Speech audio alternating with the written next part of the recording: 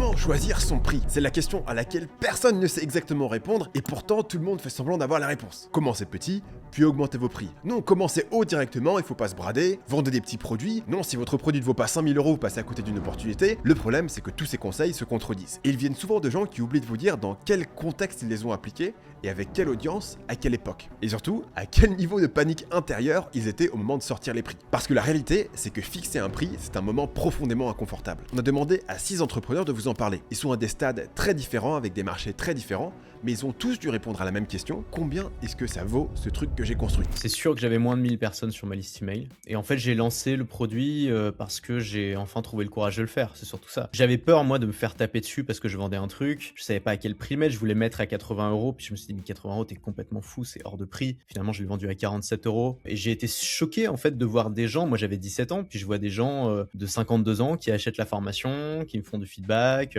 Comment c'est possible que cette personne de 52 ans décide de faire confiance au gamin que j'étais, qui a pas d'expérience, pour lui apprendre à faire un blog? Et je crois que là, j'ai compris que, en fait, j'avais réussi à créer un lien avec certaines personnes, j'avais réussi à les convaincre, j'avais quand même de bonnes idées, et ça m'a donné confiance, évidemment, pour la suite. Alors, ça a pas mal changé, je suis passé de 1000 clients à 50 clients, mais je vends 25 fois plus cher. Donc, je suis passé, en fait, d'un modèle de petits produits à un modèle high ticket. Si tu veux, je voulais un prix qui soit suffisamment élevé pour pas qu'il y ait trop de monde, parce que c'est vraiment un accompagnement qui peut perdre en qualité s'il y a trop de monde dans les groupes. Moi, je veux pouvoir connaître chaque personne, parler à chaque personne, etc. Donc je me suis dit qu'il était passé sur du étiquette, faisons du vrai étiquette, pas un truc semi où j'ai quand même 150 personnes à gérer, etc. Et c'est compliqué, il faut des...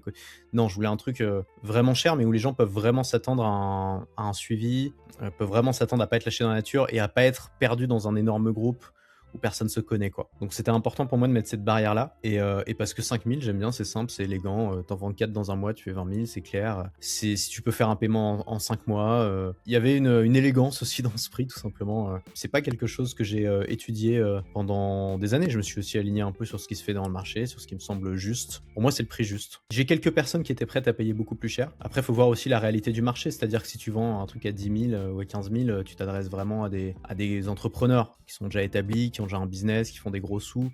Est-ce que c'est les gens les plus intéressants à accompagner? Je sais pas. Est-ce que c'est les gens qui vont plus s'investir aussi? Je suis pas sûr non plus. Je cherche à vendre à des gens qui peuvent sortir quelques milliers d'euros, parfois en s'organisant un peu, parfois en payant plusieurs fois, qui peuvent quand même le faire, qui sont pas aux abois, si possible qui ont déjà un business. La première édition de mémoire, c'était 200 € la place. Donc 200 € pour 6 heures, 3 sessions de 2 heures de mémoire. Et important, comme j'ai dit que j'itérais, j'améliorais le produit, je récoltais des témoignages, je les affichais sur mon marketing, etc. C'était important aussi d'augmenter le prix.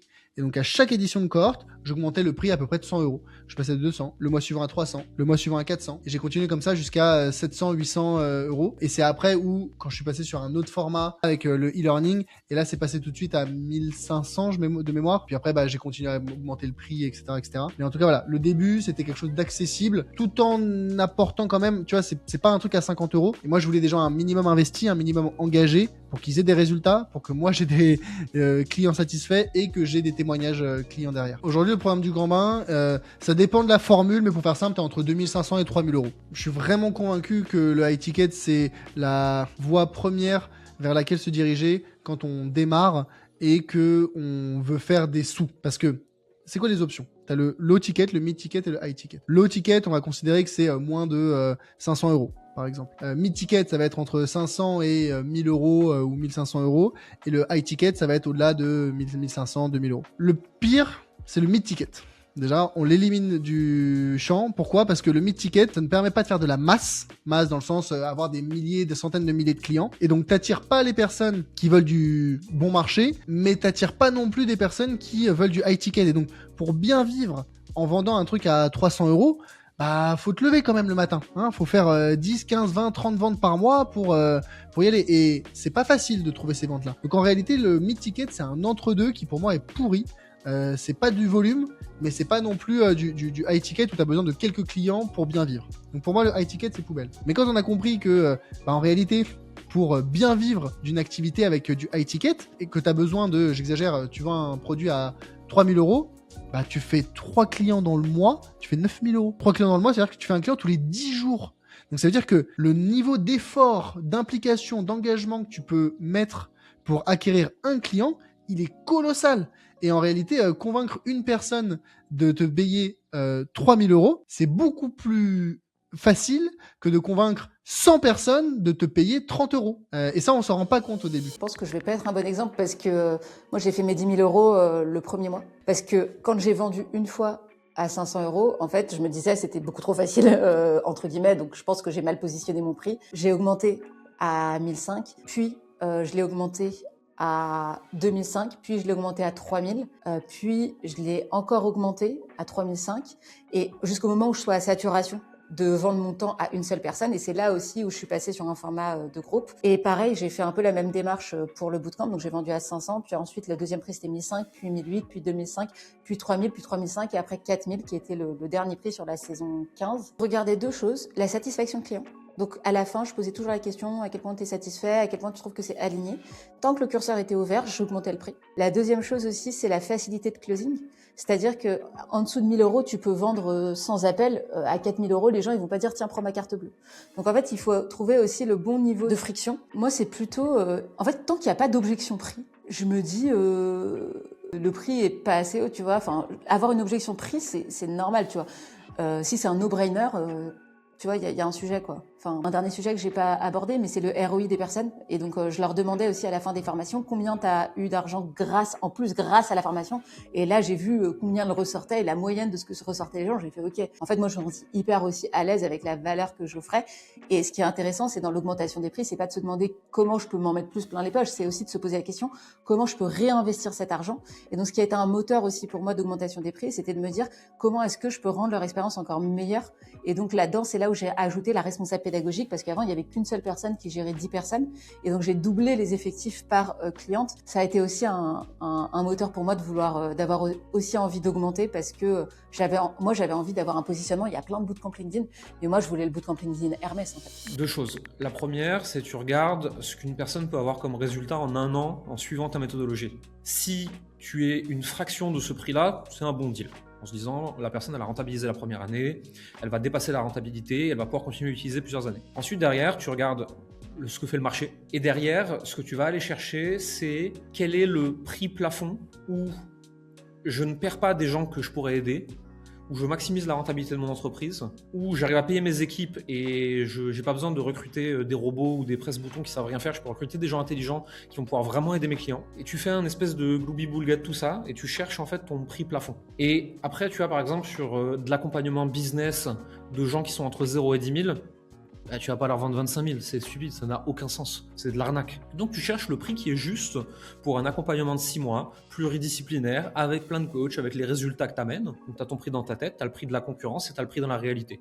Tu fais une moyenne de tout ça et tu essayes. C'est pas le taux de closing, moi, que je regarde pour ça, c'est plutôt le pourcentage d'encaissement. Si tu as un taux de closing qui est plutôt haut, sur mon marché, si tu dépasses le 20% sur appel réservé, c'est structurellement haut. Ça dépend des marchés, ça dépend d'où vient le trafic. Publicité, c'est plus bas, organique, c'est plus haut, etc. Si tu as un taux de closing qui est haut et un taux d'encaissement qui est haut, c'est que tu n'es pas assez cher. Si par contre, tu as 90% de paiement en 6, 12, 18 fois et que tu as un taux de closing bas, ça pourrait être que tu as un problème de cible ou de closing, hein, mais la plupart du temps, c'est sûrement que tu es trop cher. En fait, j'ai d'abord pensé au prix mensuel.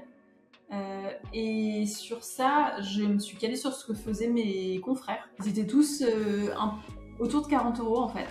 Mais ils étaient plutôt sur des télégrammes, sauf que moi je pouvais pas aller sur Telegram parce que c'est trop éloigné de mon identité de marque. Donc c'est comme ça que j'ai fait. Et ensuite en annuel, vraiment je me suis dit 1 € par jour, c'est un truc qui est hyper facile à imaginer. Et donc ça m'a semblé être quelque chose qui était une bonne idée marketing, et donc c'est pour ça que je suis partie sur ça. Si vous voulez vendre vos formations plus chères, vous devez augmenter la valeur perçue. Pour ça, la meilleure manière de faire, c'est d'ajouter un accompagnement et une communauté à votre formation. Et la meilleure plateforme pour faire ça, c'est Schoolmaker. C'est la seule plateforme de formation qui combine des formations avancées avec des étapes à valider sous les leçons, un espace de communauté intégré à votre formation et des fonctionnalités d'accompagnement comme les consultations, les coachings et les lives. Schoolmaker vous permet de faire des formations qui aident vraiment les gens et qui vous rapportent plus d'argent. La plateforme est déjà utilisée par plus de 1800 formateurs pour accompagner plus de 500 000 personnes. Cliquez sur le premier lien dans la description pour démarrer votre essai gratuit sur Schoolmaker. La première itération, on était à 1 500 €. Pour un produit de ce type-là, c'était sous-pricé par rapport à la promesse, mais je voulais pas que le prix, si tu veux, soit un frein pour avoir les premiers résultats clients, les premières expériences. Donc on a monté ce prix-là, on a fait 1005, 1008. Après, on a tenté un passage à 2004 puis 2008.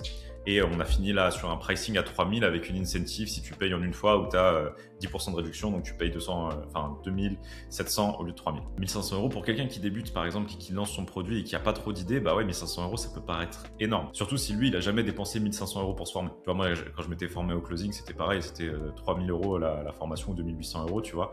Et j'estime que par rapport à ce que j'ai trouvé dans l'accompagnement que j'ai fait à l'époque et ce que je peux proposer là, j'ai pas du tout à rougir de proposer, enfin je pourrais même proposer plus cher je pense par rapport au degré de suivi et de délivrabilité qu'on est en train de mettre dans le produit. Donc moi il n'y avait pas du tout une perception du prix qui faisait que oh putain c'est cher quand même, etc. Tu vois. J'étais très à l'aise avec ce prix. Et aussi ça filtre un peu au niveau des clients évidemment parce que tout le monde ne peut pas s'offrir ça. Je préfère avoir moins de clients qui payent plus cher que beaucoup de clients qui payent pas cher. Parce que ça me permet de mieux livrer aussi les clients et je sais pas, c'est ma façon de fonctionner. Et si vous voulez mon avis, j'ai enregistré une vidéo entière où je vous explique ma méthode pour trouver le prix d'une formation. Cliquez ici pour la regarder.